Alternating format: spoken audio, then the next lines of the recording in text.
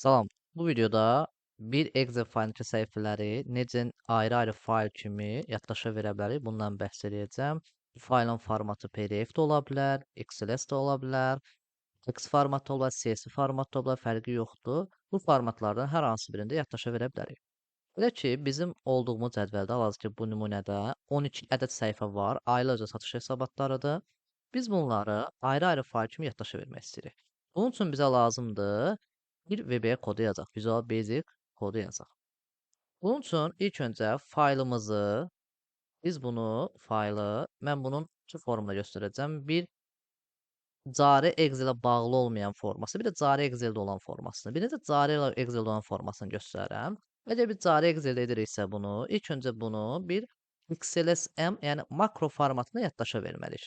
Daxil oluruq save-ə, save-əzə, browse-a, əgər makro faylinə yaddaşa deyilsə, bunu açıb Excel Workbook, Enable Workbook, Excel Macro Enable Workbook formatına yaddaşa verməliyik ilk öncə. Ondan sonra daxil oluruq Visual Basic-ə.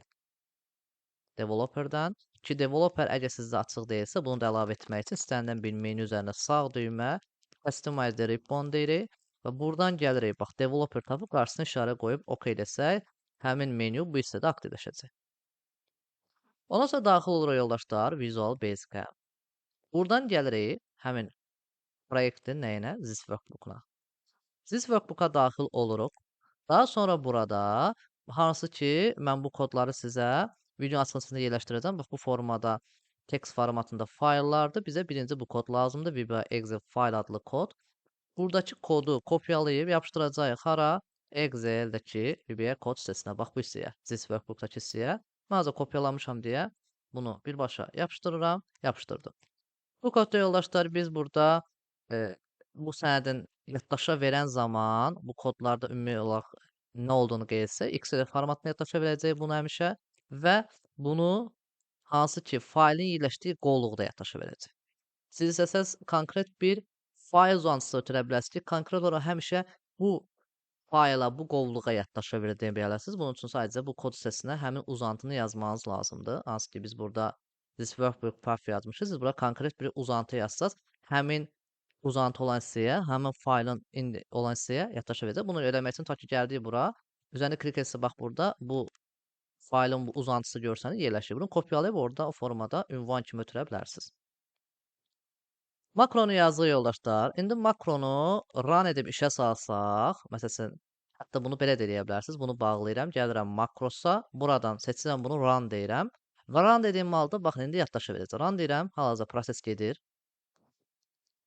Hal-hazırda yüklənmir. Sonda bir mesajımız gələcək bizim. Gözləyək. Baxın belə mesaj gəldi. Bütün səhifələr ayrıldı və bu qovluğa yaddaşa verildiyini göstərir. Və gedib baxıram həmin qovluğa. Həqiqətən də baxın. Aprel, iyun, mart, noyabr, oktyabr, sentyabr bu formada aylar üzrə hər birini ayrı-ayrı fayl kimi yaddaşa verdi. İndi yoldaşlar baxın. Əgər biz bunu təkcə bu Excel-də deyil də, istənilən bir Excel-də etmək istəyiriksə, hər dəfə həmin Excel XLM formatına yaddaşa verib, daha sonra ona VBA kod yazmaq bu xeyli vaxt alır. Onun əvəzinə nə edə bilərik? Bura istənilən bir menü, bu home menüsü də ola bilər və yaxud da başqa bir menü də ola bilər ki, ora bir qrup, bir yeni alət əlavə edək ki, onun üzərində klik etdiyim zaman avtomatik olaraq başlasın Excel-i bölməyə. Bunun üçün nə etməliyik? Bunun üçün yoldaşlar, gəlirik makrosa, new makro, record makro deyirik və burada personal makro workbook seçimini edirik. Normalda bu this workbook olur həmişə bizdə. Bunu seçib biz personal makro workbook deyirik və record, OK deyib rekorda başıdır və stop deyirik. Məqsəd personal makronun hissəsini yaratmaqdır. Məqsəd hansısa bir makronu rekord eləmək deyil. Ondan sonra daxil oluruq Visual Basic-ə və baxın yuxarıda personal XLB deyə bir hissə yarandı. Buradan daxil oluram modula, modul 1-ə. Burada yazılan makronu silib, və bura yazdığım kodu, buradakı kodun eynisini kopyalayıb bax buraya yapışdırıram. Okay. Və burada nəyə dəyişirəm? Bu this workbook-sa, biz bunu edirik active workbook. Hansı hal-hazırda açıq olan kitab hansısa ona tətbiq edəcək bunu. Active workbook eyni burada da listlərin hamısını active workbook sözü ilə dəyişirik. Bu formada active workbook hamısı hazırdır. İndi yoldaşlar bunu X vurub bağlayıram. Gedirəm hara? Yenə customize buna daxil oluruq və buradan seçirik buradan makrosu. Baxın, bizim bir makromuz var, adı belədir. Yəni hətta bu makronun adını dəyişək ki, bizim üçün rahat olsun. Bunun adını edək split name files yox da, edək split Excel deyə qoyaq, qısa olsun. İkisi vurub bağlayaq. Daxil ol təzədən Visual Basic-ə. Dostu Customize Ribbon-a. Buradan yenə makros deyək. Bu dəfə Excel Split-dir. Bunu mən gəlirəm, developer əlavə edəcəm. Developer gəldim bu hissəyə, sağ düymə, new group deyib yaradıram. Bu qrupa gəlin bir dənə ad verək. Rename deyib adını dəyişək. Deyək ki, split file deyək, split sheets deyək də, split sheets. Okay, belə bir ad verdi. Hətta bunun gəlin adını biraz daha görsənsin ayıraq. Okay. Və indi mən bura seçdim bunu. Bunu seçdim Split Excel-ə. Bunu əlavə elədim bax bura. Düşdü bura, düzdürmü? Bunu istəsən adını da dəyişə bilərsən. Rename deyib deyə bilərsən ki, Split Excel. Ya da Split Excel qalsın. Buradan hansı bir ikon seçə bilərəm. Hələ ki ikon seçmirəm. OK deyirəm. OK deyirəm. Baxın, həmin işarə gəldi düşdü bura. İndi mən bu üzərində klik etdiyim zaman, baxın, proses gedir.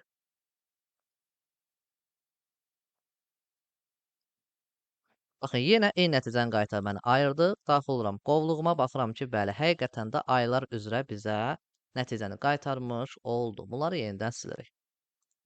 İndi yoldaşlar, bəs baxaq görək, bu PDF, eyni qayda ilə bura PDF, CSV, text, nə bilim, Excel, bunları necə əlavə edib istifadə edə bilərik.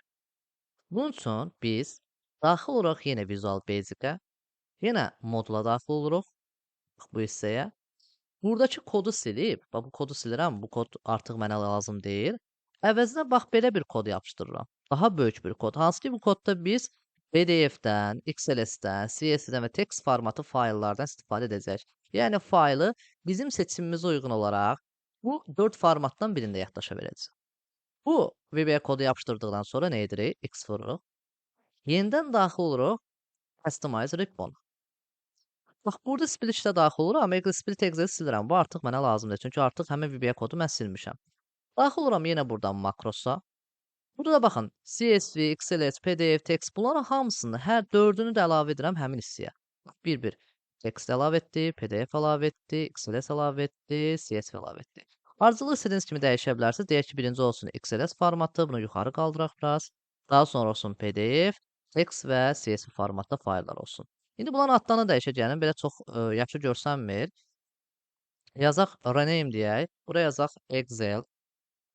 Buradan hər hansı bir ikon seçə bilərik Excel ilə bağlı. Mən bu ikon seçirəm Excel ilə bağlı. Siz başqa bir ikon seçə bilərsiniz. Bu ikonu əlavə edirəm. Daha sonra PDF olsun deyə buraya yazırıq PDF. PDF-ə bax print işarəsini əlavə edirəm. Daha sonra text formatına baxa görə nə əlavə edək. Buraya yazırıq text. Buna elə bu formatı əlavə edirəm. Və sonra da CSV formatı var ki, buna da CSV yazırıq. Və burada deyək ki, bu formatda burada bunu əlavə etdim. Artıq hazırdır. OK deyirik. İkonların TTNT adlarını yazırıq. OK dedi. Baxın, 4 dənə yeni bir əmr əlavə olundu bu hissəyə. İndi biz bu PDF üzərində klik etsək, baxın, proses gedir. Və ən sonunda bizə mesaj gələcək ki, sənə fayl yaddaşa verildi. Bax, bu formada yaddaşa verildi və daxil oluram qovluğa, baxın, həmin ayları PDF formada yaddaşa verir. Bax, bu formada yoldaşlar, biz Excel fayllarını, Excel sənədindəki səhifələri istənilən formatda, bu formatlarda hər hansı birində rahatlıqla artıq ayıra bilərik. Yəni, hər hansı bir yoxlama etmək üçün başqa bir Excel sənəd açaq və onda baxa görək bu necə işləyir. Baxın, otel daran sistemi deyə bir səhifəmiz var bizim. Baxın, belə bir səhifəmiz var idi əvvəlki videolarda. Bunu indi bölməyə çalışacağam. Daxil developer-ə deyirəm yenə PDF. Sonra Excel dedim mən. Hazır Excel faylına bölür. Və böldü. Və yaxud da PDF fayl. PDF fayırdır. Bu formada istənilən bir Excel-i açıb, onu bu formada səhifələrə görə ayırmanız mümkündür. Gəlin baxa görə necə ayırma edib. Bunu bağlayıram. Daxil oluruq həmin qovluğa. Baxın, PDF faylları bunların hamısını yaddaşa verir. Belə yoldaşlar, bu videoda Excel səhifələrini ayrı-ayrı formatda, ayrı-ayrı fayl kimi yaddaşa verilməsini öyrəndik. Növbəti videoda sizə görüşərik.